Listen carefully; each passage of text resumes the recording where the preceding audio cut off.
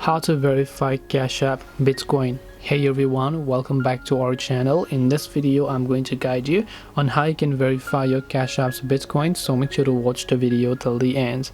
To basically verify your Cash App Bitcoin, all you have to do is open up the Cash App and log into your account. Then after you go ahead and log into your account, tap on the Bitcoin tab from the bottom right of the screen. Then you will see this type of interface that says verify your identity.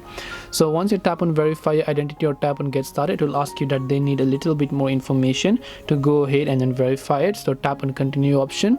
Now all you have to do is select the main reason that you use Bitcoin. Then after that, select your source of income, then select the employment status. Just fill in the information, enter your job title and so on. Now you can see Bitcoin withdrawals and deposits are enabled, and after you verify your account, you will be able to successfully go ahead and then deposit Bitcoin or view your Bitcoin address, and you should be able to see the address here.